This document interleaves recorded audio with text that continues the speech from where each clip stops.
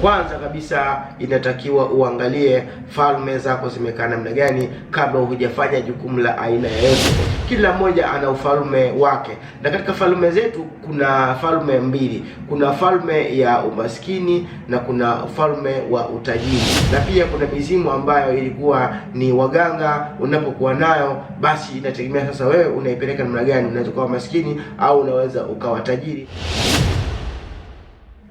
Assalamu alaikum wa rahmatullahi ta'ala wa barakatuh, ndugu zangu wapenzi wa masomo na Cripples Babu Haji Sodangeni.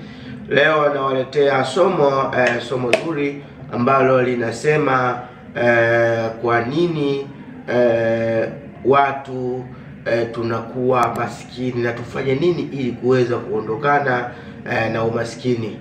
Kwanza kabisa tujue kwamba umaskini upo na Mwenyezi Mungu amegawa kila mmoja na jinsi alivyoweza kumgawia, lakini kuna shekhe mmoja alisema kuzaliwa maskini ni haki yako na kufa maskini huo ni uzembe. Angalau basi uweze kumiliki chochote, angalau uweze kuonekana katika watu.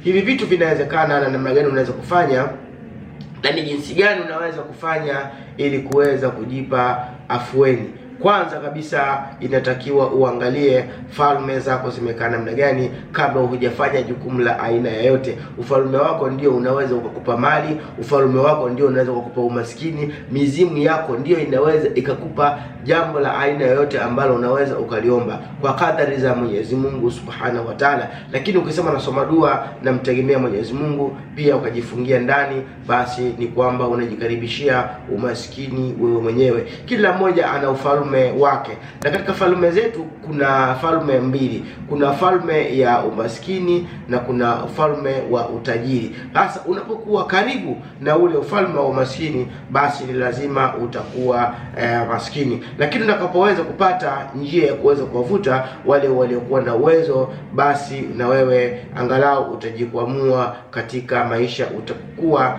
na uwezo. Na pia vile vile kuna mizimu ambayo ni ya kichawi. Unapokuwa nao pia lazima utakuwa maskini tu. Na pia kuna mizimu ambayo ilikuwa ni waganga. Unapokuwa nayo, basi inategemea sasa wewe unaipeleka namna gani. Unaweza kuwa maskini au unaweza ukawa tajiri. Utakapokuwa umeingiza masala ya utapeli, basi hatima yako itakuja kuwa ni mbaya, kwa sababu si asili yao wale wahenga wako au mizimu yako. Thank you for watching. Sodangeni waweja sana.